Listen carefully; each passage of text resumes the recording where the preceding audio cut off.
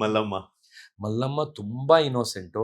ಯಾವ ಲೆಕ್ಕಕ್ಕೆ ಇನ್ನೋಸೆಂಟ್ ಅಂದ್ರೆ ಹೀರೋ, ಝೀರೋ, ಇನ್ನೊಂದೇನೋ ಕೊಟ್ಟಿರ್ತಾರೆ 3 ಸ್ಟಾರ್ ಬ್ಯಾಡ್ಜ್ ಯಾರು ಅವ್ರ ಯೋಗ್ಯತೆ ಕೆಪಾಸಿಟಿಗೆ ಅಂಟಿಸಿ ಅಂತ.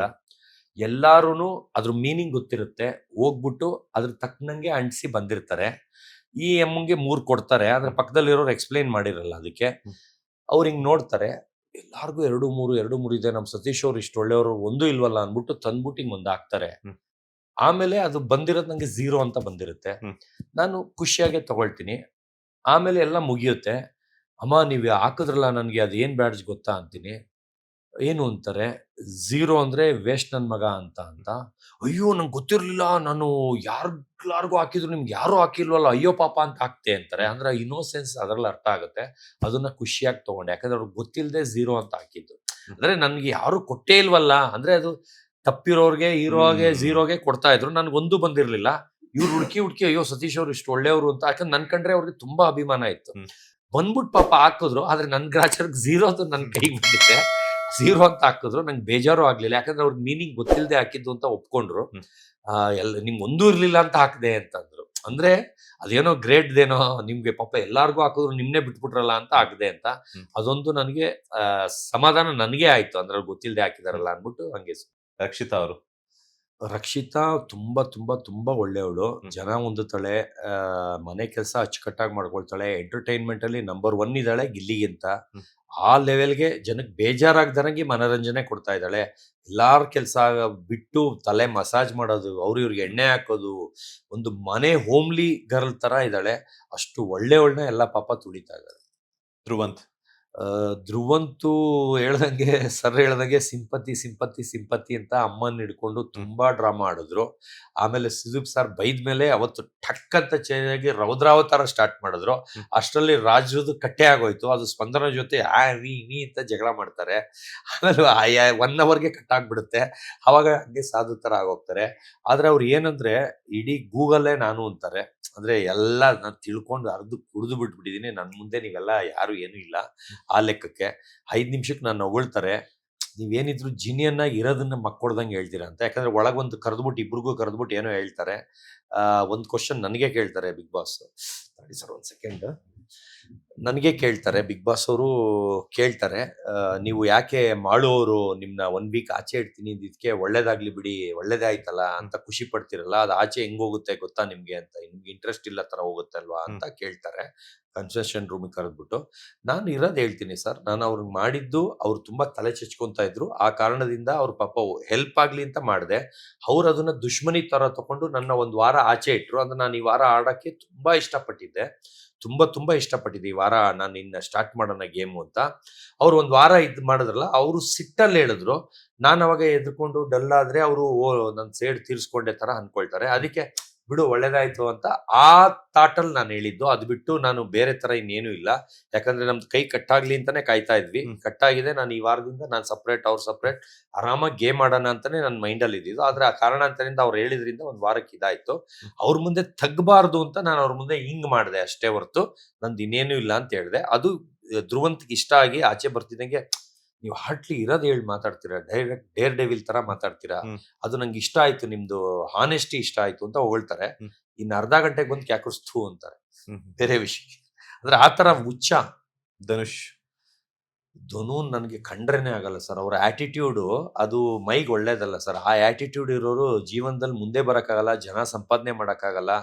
ಅವನೇ ಬರ್ಲಿ, ನಾನ್ ಯಾಕೆ ಹೋಗ್ಬೇಕು, ನಾನು ಅಷ್ಟು ಫೇಮಸ್ಸು ಇಷ್ಟು ಫೇಮಸ್ಸು ಸರ್. ಅವ್ನು ಎಷ್ಟೇ ಫೇಮಸ್ ಇದ್ರು ಕರ್ನಾಟಕಕ್ಕೆ ಮಾತ್ರ ಗೊತ್ತು ಸರ್, ನಾನು ಇಡೀ ವರ್ಲ್ಡ್ಗೆ ಗೊತ್ತು ಸರ್.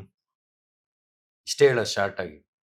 ನಾನಷ್ಟು ದುರಂಕಾರ ಆಡ್ತೀನಿ ಸರ್. ತಗ್ಗಿ ಬಗ್ಗಿ ಲೆಟ್ರಿನ್ ತೊಳಿತೀನಿ, ಅಲ್ಲಿ ಎಲ್ಲದಕ್ಕೂ ರೆಡಿ. ಅವನು 1 ದಿವಸಕ್ಕೆ ಲೆಟ್ರಿನ್ ತೊಳೆದಿರಿ ತೋರಿಸ್ಬಿಡಿ, ಬರೀ ನಿಂತ್ಕೊಂಡು ಹಾ ಹೂ ಹೀ ಅಂತಾನೆ ಹೊರ್ತು ಜನ ಒಂದಲ್ಲ, ಒಂದು ಎಂಟರ್ಟೈನ್ಮೆಂಟ್ ಇಲ್ಲ, ನಕ್ಕೊಂಡ್ ಮಾತಾಡಲ್ಲ, ಮಕ ಸಿಂಡಿಸ್ಕೊಂಡೇ ಇರ್ತಾನೆ. ನಾವೇ ಬರ್ಲಿ ಅಂತ ಎಕ್ಸ್ಪೆಕ್ಟ್ ಮಾಡ್ತಾನೆ. ನಮ್ ಜಾಗಕ್ಕೂ ಬಂದು ಕೂರಲ್ಲ, ಜೋಬಲ್ ಕೈ ಇಟ್ಕೊಂಡು ಎದೆ ನಿಗರ್ಸ್ಕೊಂಡೇ ಓಡಾಡ್ತಾನೆ, ಹಿಂಗೆ ಓಡಾಡ್ತಾನೆ. ಆತರ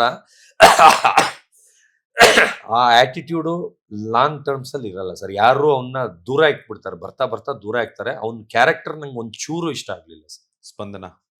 ಸ್ಪಂದನ ತುಂಬಾ ಒಳ್ಳೆಯವಳು. ಅಂದ್ರೆ ಒಳ್ಳೆ ಫ್ಯಾಮಿಲಿಯಿಂದ ಬಂದಿರಬೇಕು. ಕಲ್ಚರ್, ತಗ್ಗಿ ಬಗ್ಗಿ ನಡೆಯೋದು, ಫ್ಯಾಮಿಲಿ ಬಗ್ಗೆ ಒಂದು ಫ್ರೆಂಡ್ಶಿಪ್ ವ್ಯಾಲ್ಯೂ ಬಗ್ಗೆ, ಬೇರೆಯವ್ರಿಗೆ ವ್ಯಾಲ್ಯೂ ಕೊಡೋ ಬಗ್ಗೆ ಎಲ್ಲ ಅವಳಿಗೆ ಪರ್ಫೆಕ್ಟ್ ಇದೆ. ಅಂದ್ರೆ ಅವಳು ಧ್ರುವಂತ್ ಅವ್ರಾಗವ್ರೆ ಜಗಳ ಮಾಡಿದ್ಕೆ ಆಡಿದ್ರು ಅವ್ರದ್ದು ರ್ಯಾಶ್ನೆಸ್, ಅವ್ರದ್ದು ಏನು ಕೆಟ್ಟನೆಸ್ ಕಾಣಿಸ್ಲಿಲ್ಲ. ಧ್ರುವಂತ್ ಮಾತ್ರ ಅವ್ರನ್ನ ಎದುರಿಸೋ ತರ ಅವಳು ಸೆಲೆಕ್ಟ್ ಆಗ್ಬಿಟ್ಲು ಅಂತ ಹೊಟ್ಟೆವರಿಗೆ ಜಗಳ ಮಾಡಿದ್ದು ಅದು ಇಡೀ ಮನೆಗೆ ಗೊತ್ತು. ಮಾಳು ನಿಪ್ನಾಳ್. ಮಾಳು ತುಂಬಾ ಒಳ್ಳೆಯವರು, ತುಂಬಾ ಹಾಡೆಲ್ಲ ಹೇಳ್ಕೊಂಡು ಎಂಟರ್ಟೈನ್ ಮಾಡ್ತಾರೆ. ಆದ್ರೆ ಜನ ಒಂದಲ್ಲ, ಯಾರೇ ಮಾತಾಡ್ಸಿದ್ರು ಅದಕ್ಕೆ ಆನ್ಸರು ಕೊಡಲ್ಲ, ಹಂಗೆ ಹೊರ್ಟೋಗ್ತಾರೆ. ಬರ್ತಾ ಬರ್ತಾನು ಒಂದಕ್ಷರ ಆನ್ಸರ್ ಕೊಡಕ್ ಸ್ಟಾರ್ಟ್ ಮಾಡಿದ್ರು ಹೊರ್ತು ನಾವು ಮೈ ಮೇಲೆ ಬಿದ್ದು ಮಾತಾಡ್ಸ್ಕೊಂಡು ಹೋದ್ರು ಮಾತಾಡಲ್ಲ. ಅದೊಂದು ವೀಕ್ನೆಸ್ಸು. ಅದು ಬಿಟ್ಟು ಅವ್ರಿಗೆ ಮನೆದು ಪ್ರೀತಿ, ಅಟ್ಯಾಚ್ಮೆಂಟು ತುಂಬಾ ಕಾಡ್ತಾ ಇದೆ. ರಾತ್ರಿ ಎಲ್ಲ ಆದ್ರೆ ತಲೆ ಹೊಡ್ಕೊಳ್ಳೋದು, ಎದೆ ಹೊಡ್ಕೊಳ್ಳೋದು. ಹೆಂಗಂದ್ರೆ ಸರ್, ನೀವು ಜೋರಾಗಿ ಗುದ್ದಿದ್ರೆ ಸೌಂಡ್ ಬರಲ್ವಾ, ಆ ತರ ತಲೆ ಹೊಡ್ಕೊಳ್ಳೋದು ಸರ್. ಒಬ್ಬೊಬ್ರೆ ರಾತ್ರಿ ಎಲ್ಲ ಎದ್ದಿರೋದು, ಮಲ್ಗದೇ ಇಲ್ಲ ಸರ್. ನೈಟ್ ಅವರು ಹಬ್ಬ ಅಂದ್ರೆ ಒಂದ್ ದಿನಾನೋ 2 ದಿನ 1 ಅವರ್ ಮಲ್ಗಿರುವ ಸರ್.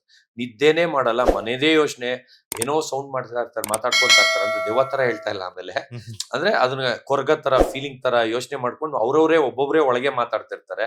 ನಾನ್ ಪಕ್ಕನೇ ಮಲಗ್ತಾ ಇದ್ದು ಅದೆಲ್ಲ ಕೇಳಿಸ್ಕೊಂಡಿದೀನಿ. ಆದ್ರೆ ದೆವ್ವ ತರ ಅಲ್ಲ, ಫೀಲಿಂಗ್.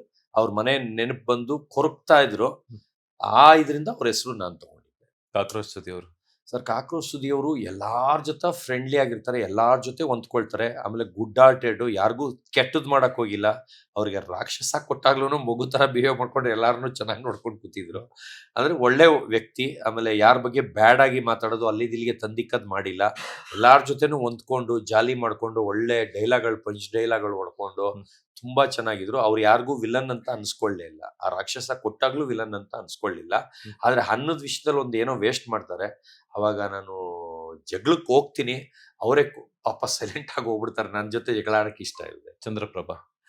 ಸೊ ಚಂದ್ರಪ್ರಭಾ ಜೊತೆಲೇ ಎತ್ಕೊಂಡು ಫ್ರೆಂಡ್ಶಿಪ್ ಅಟ್ಯಾಚ್ಮೆಂಟ್ ಅನ್ಕೊಂಡು ಲವ್ ಪವ್ ಅಂತೆಲ್ಲ ಅನ್ಕೊಂಡು ಲಾಸ್ಟ್ ದಿನ ಉಲ್ಟಾ ತಿರುಗಿದ್ ನನಗೆ ತುಂಬಾ ಬೇಜಾರಾಯ್ತು.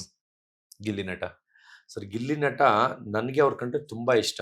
ನಾನು ಅವ್ರ ಫ್ರೆಂಡ್ಶಿಪ್ ಮಾಡಕ್ಕೆ ಬಯಸಿ ಹೋಗ್ತಾ ಇದ್ರು ನಾನು ಏನ್ ಮಾತಾಡಿದ್ರು ಬಂಡಲ್ ಎಫೆಕ್ಟ್ ಅಂದ್ರೆ ಒಂದೊಂದಕ್ಕೂ ಒಂದ್ ಅಕ್ಷರನೇ ಮಾತಾಡಿರಲ್ಲ. ಅಲ್ಲೇ ಕಟ್.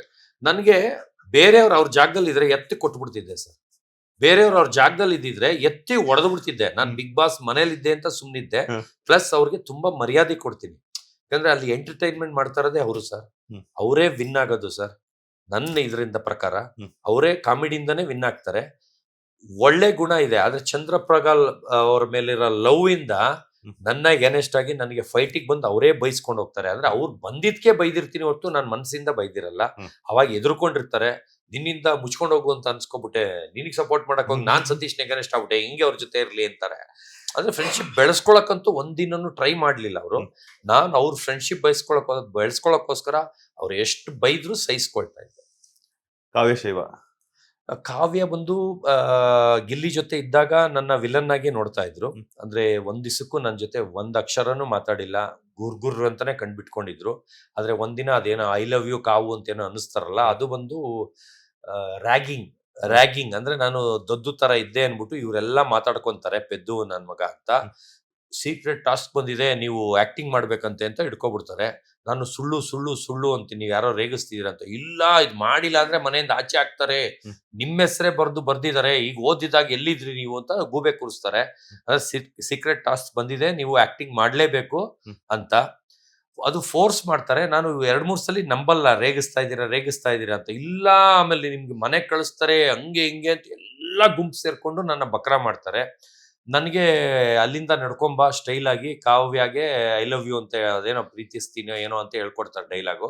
ಅದನ್ನ ಹೇಳ್ಬೇಕು ಅಂತಾರೆ. ನಾನು ಒಂದ್ಸಲಿ ಬರ್ತೀನಿ, ಆಗಲ್ಲ, ಟುಸ್ ಹಾಕ್ತೀನಿ, ನಾಚಿಕೊಂಡು ಹೊಟ್ಟೋಯ್ತೀನಿ. ಅದೆಲ್ಲ ತೋರ್ಸಿಲ್ವಾ? ಕೆಲವೊಂದು ತೋರಿಸಿಲ್ಲ ಸರ್. 3-4 ಟೇಕ್ ತಗೊಂಡೆ ಸರ್. 4 ಇರುವ ಟೇಕ್ ಬರ್ತಿದ್ದೆ, ಅವ್ರ ಮಖ ನೋಡ್ತಿದ್ದಂಗೆ ಆಗಲ್ಲ ಹೋಗಿರಿ ಅಂತ ಎಲ್ಲ ಹೇಳ್ಕೊಬರೋದು. ತಿರ್ಗಾ ಬರ್ತೀನಿ, ತಿರ್ಗಾ ಅಂತ ಹೇಳ್ಕೊಂಡು ಹೋಗೋದು. ಆಮೇಲೆ 3ನೇ ಸಲ ಚೂರು ಹೇಳ್ತೀನಿ, ಅವನು ಅಂತ ನಕ್ಬಿಡ್ತಾನೆ ಗಿಲ್ಲಿ ಅಂತ. ಅಂದ್ರೆ ಹಂಗಂದಾಗ ನನ್ಗಿಲ್ಲಿ ಮೊದ್ಲೇ ಸ್ಟೇಜ್ ಫಿಯರ್, ಇನ್ನು ಟುಸ್ ಆಗ್ಬಿಡುತ್ತೆ. ತಿರ್ಗಾ ಅವ್ನ್ ನಗ್ತಾನೆ, ನಾನ್ ಮಾಡಲ್ಲ ಹೋಗ್ರಿ ಹಂಗೆ ಹಿಂಗೆ ಅಂತ ಅಂತೀನಿ. ಆಮೇಲೆ ಅವ್ನ ಎಳ್ಕೊಂಡೋಗಿ ಬಾಯಿ ಯಾರ ಮುಚ್ಕೊಳ್ಳಿ ಮಾಡ್ತೀನಿ ಬೇಕಾರೆ ಅಂತ. ಆಮೇಲೆ ಎಲ್ಲಾರು ಸೀರಿಯಸ್ ಆಗಿ ಬೈತಾರೆ ಗಿಲ್ಲಿಗೆ, ನೀವು ಸುಮ್ನೆ ಅವ್ರು ಮಾಡ್ತಾ ಇರೋದೇ ಈಗ ಅವ್ರ ಕಲೆನ ಎತ್ತುತ್ತಾ ಇದೀವಿ ಆಚೆಗೆ, ಧೈರ್ಯ ಬರೆಸ್ತಾ ಇದೀವಿ, ಸುಮ್ನೆ ಇರು ಅಂತ ಎಲ್ಲಾರು ಬೈದಾಗ ಅವ್ರ ಬಾಯಿ ಮುಚ್ಕೊಂಡು ಸುಮ್ನೆ ಇರ್ತಾನೆ ಆ ಕಡೆ. 4ನೇ ಸಲಿ ಅವಾಗ ಬರ್ತೀನಿ, ಸ್ಟೈಲಾಗಿ ನಡ್ಕೊಬರ್ಬೇಕು, ರೊಮ್ಯಾಂಟಿಕಲ್ಲಿ ಬಂದ್ಬಿಟ್ಟು ಕಾವು ನಾನು ನಿನ್ನ ಪ್ರೀತಿಸುವೆನೋ ಏನೋ ಅಂತ ಹೇಳ್ಕೊಟ್ಟಿರ್ತಾರೆ. ಅದನ್ನ ಹೇಳ್ತೀನಿ, ಆದ್ರೆ ನನಗೆ ಅದು ಫೀಲು ಇದರಲ್ಲಿ ಬರಲ್ಲ. ಆದ್ರೆ ಅವ್ರು ಅದನ್ನೇ ವಾವ್ ಅಂತ ಕ್ಲಾಪ್ಸ್ ತಟ್ಬಿಡ್ತಾರೆ. ಅದೊಂದಾಗುತ್ತೆ. ಅದ್ರಲ್ಲಿ ಎಷ್ಟು ಹಾಕಿದ್ದಾರೆ ಗೊತ್ತಿಲ್ಲ, 4 ಸಲ ಟೇಕ್ ಅಲ್ಲ ಆಗುತ್ತೆ. ಈಗ ನಿಮ್ ಪ್ರಕಾರ ಇವ್ರು ಹೆಂಗೆ ಅಂತ ಕಾವ್ಯ ಅವರು? ಸರ್ ಅದು ಟೋಟಲ್ ಆಗಿ ಫಸ್ಟ್ ಗಿಲ್ಲಿ ಜೊತೆ ಇದ್ದಾಗಂತೂ ನನ್ನ ಮೂಸು ನೋಡಿಲ್ಲ, ನಂಗೆ 1% ವ್ಯಾಲ್ಯೂನು ಕೊಟ್ಟಿಲ್ಲ.